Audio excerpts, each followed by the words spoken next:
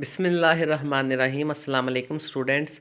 आज की इस वीडियो में मैं आप लोगों को एसटी कॉलरिज की शॉर्ट बायोग्राफी के बारे में बताऊंगा। स्टूडेंट्स, एसटी कॉलरिज का पूरा नाम सैमुअल टेलर कॉलरिज था। एसटी कॉलरिज एक famous English romantic poet, literary critic, philosopher, moralist और थियोलॉजियन था। अक्टूबर 21, 1772 में इंग्लैंड में एसटी कॉलरिज पैदा हुआ था और जुलाई 25, 1834 में हाईगेट, इंग्लैंड में एसटी कॉलरिज की 61 ईयर्स की एज में डेथ हो गई थी। हार्ट फेल होने की वजह से एसटी कॉलरिज की डेथ हुई थी। एसटी कॉलरिज को ओपियम एडिक्शन थी, यानी कि एसटी कॉलरिज अफीम खाता था और कहा जाता है कि ओपियम एडिक्शन की वजह से ही हो सकता है कि एसटी कॉलरिज का हार्ट फेल हुआ हो।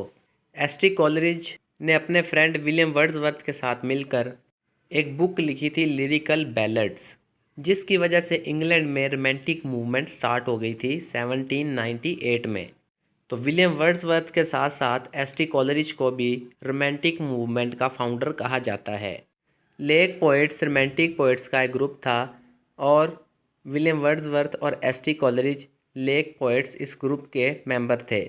एसटी कॉलरिज ने दूसरे romantic poets Charles lamb, Robert Southee और चार्ल्स लॉयड के साथ मिलकर भी पोएम्स लिखी थीं और पब्लिश भी करवाई थीं। स्पिरिचुअल फिलॉसफी, पॉलिटिक्स और रिलीजन, इन टॉपिक्स पर एसटी कॉलरिज ने अपनी पोएम्स में लिखा है। एसटी कॉलरिज अपनी अडल्ट लाइफ में ज़्यादातर बीमार ही रहता था और एसटी कॉलरिज को ओपियम एडिक्शन भी थी। ओपियम एडिक्शन एसटी कॉलरिज को तब हुई जब एक बार उसे फीवर हुआ और उस फीवर के ट्रीटमेंट के लिए एसटी कॉलरिज को एक मेडिसन लॉर्डनम से ट्रीट किया गया और लॉर्डनम, इस मेडिसन में ओपियम का यूज़ किया जाता था। तो यहाँ से लॉर्डनम का यूज़ करने से एसटी कॉलरिज को ओपियम एडिक्शन हो गई। एसटी कॉलरिज की डेथ के बाद एसटी कॉलरिज के लिटरेरी वर्क्स बहुत फेमस हुए। 1795 में एसटी कॉलरिज ने सारा फ्रिकलर से शादी की थी और एसटी कॉलरिज और सारा फ्रिकलर की ये शादी कामयाब नहीं हुई और 1808 में एसटी कॉलरिज और सारा फ्रिकलर एक दूसरे से अलग हो गए बिना डिवोर्स के। एसटी कॉलरिज और सारा फ्रिकलर के अलग होने की वजह यही थी कि एसटी कॉलरिज को ओपियम एडिक्शन थी और वह फिज़िकली अनहेल्दी था, काफ़ी बीमार रहता था। 1795 में ही ST Coleridge famous romantic poet William Wordsworth से मिला और एसटी कॉलरिज और विलियम वर्ड्सवर्थ काफ़ी अच्छे दोस्त बन गए। और फिर स्टूडेंट्स, आप लोगों को पता है कि 1798 में विलियम वर्ड्सवर्थ और एसटी कॉलरिज ने मिलकर लिरिकल बैलेड्स ये बुक पब्लिश करवाई थी, जिसकी वजह से इंग्लैंड में रोमांटिक मूवमेंट शुरू हो गई थी। मार्च 1796 में एसटी कॉलरिज ने द वॉचमैन जर्नल भी पब्लिश करवाना शुरू किया था, लेकिन मई 1796 में ही एसटी कॉलरिज ने इस जर्नल को पब्लिश करवाना बंद कर दिया। जीसस कॉलेज कैम्ब्रिज से एसटी कॉलरिज ने पढ़ाई की थी, लेकिन बिना डिग्री कंप्लीट किए ही एसटी कॉलरिज ने कॉलेज छोड़ दिया। 1804 में एसटी कॉलरिज सिसिली और माल्टा, इटली चला गया और वहाँ पर माल्टा में एक्टिंग पब्लिक सेक्रेटरी के तौर पर काम करना शुरू कर दिया। 1806 में एसटी कॉलरिज वापस इंग्लैंड चला गया। जब एसटी कॉलरिज वापस इंग्लैंड आया तो विलियम वर्ड्सवर्थ की sister Dorothy Wordsworth ST Coleridge की हेल्थ कंडीशन को देखकर बहुत शॉक्ड हो गई थी, क्योंकि एसटी कॉलरिज की हेल्थ कंडीशन ठीक नहीं थी। 1807 और 1808 में एसटी कॉलरिज दोबारा से माल्टा, इटली चला गया। वहाँ से सिसिली, इटली चला गया। लंदन से इटली जाने की यही वजह थी कि एसटी कॉलरिज अपनी हेल्थ को बेहतर कर सके।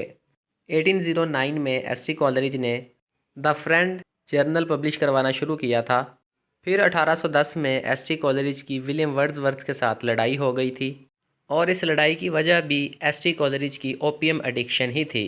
1820 में फिर एसटी कॉलरिज और विलियम वर्ड्सवर्थ की सुलह हो गई थी, लेकिन ये दोनों इतने करीबी दोस्त नहीं बन पाए जितने करीबी दोस्त ये दोनों 1798 में लिरिकल बैलेड्स की पब्लिकेशन के वक़्त थे। 1810 से लेकर 1820 तक एस.टी. कॉलरिज ने लंदन और ब्रिस्टल में विलियम शेक्सपियर के बारे में, विलियम शेक्सपियर के वर्क्स के बारे में लेक्चर देने स्टार्ट किए। इन लेक्चर्स में भी एस.टी. कॉलरिज की हेल्थ कंडीशन ज़्यादा ठीक नहीं थी, लेकिन जनवरी 2, 1812 के दिन एस.टी. कॉलरिज ने विलियम शेक्सपियर के प्ले हैमलेट के बारे में एक लेक्चर दिया और ये लेक्चर बहुत फेमस हुआ। 1817 में एक ब्रिटिश फिजिशियन और बायोग्राफर जेम्स गिलमैन ने एस.टी. कॉलरिज को रहने के लिए जगह दी और एस.टी. कॉलरिज 18 साल तक यानी 1817 से लेकर 1834 में अपनी डेथ तक जेम्स गिलमैन की फैमिली के साथ ही रहा। जेम्स गिलमैन ने एस.टी. कॉलरिज की हेल्थ का बहुत ख्याल रखा और एस.टी. कॉलरिज की ओपियम एडिक्शन को ख़त्म करने की भी बहुत कोशिश की। इसके अलावा जेम्स गिलमैन ने एस.टी. कॉलरिज के लिटरेरी वर्क्स को प्रिजर्व भी किया। हाईगेट लंदन, इस जगह पर एस.टी. कॉलरिज जेम्स गिलमैन की फैमिली के साथ रहता था और इसी तरह से जुलाई 25, 1834 में हाईगेट लंदन, इस जगह पर एस.टी. कॉलरिज की हार्ट फेलियर की वजह से डेथ हो गई थी। The rime of the ancient mariner, Kubla Khan, Christabel, frost at midnight और पोएम्स का एक collection, poems on various subjects, ये एस.टी. कॉलरिज के फेमस लिटरेरी वर्क्स हैं। ये एस.टी. कॉलरिज की लिखी हुई फेमस पोएम्स हैं और एस.टी. कॉलरिज ने अपने फ्रेंड विलियम वर्ड्सवर्थ के साथ मिलकर लिरिकल बैलेड्स लिखी थी। एस.टी. कॉलरिज ने कुछ एसेस और क्रिटिकल वर्क्स भी लिखे थे। Biographia Literaria, lectures on Shakespeare and other poets, aids to reflection on the constitution of church and state, the statesman's manual, ये एस.टी. कॉलरिज के लिखे हुए एसेस और क्रिटिकल वर्क्स हैं।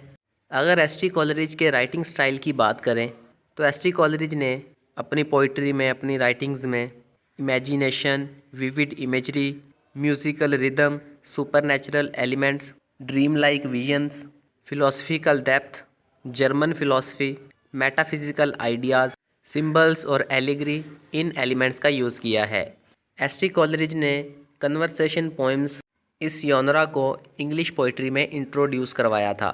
एस.टी. कॉलरिज ने अपनी पोइट्री में, अपनी राइटिंग्स में जिन थीम्स पर लिखा है उनमें nature, supernatural, imagination and creativity, guilt, redemption, human suffering, isolation और एलियनेशन शामिल हैं। तो स्टूडेंट्स, ये थी एस.टी. कॉलरिज की शॉर्ट बायोग्राफी। आज की वीडियो यहीं पे एंड करते हैं।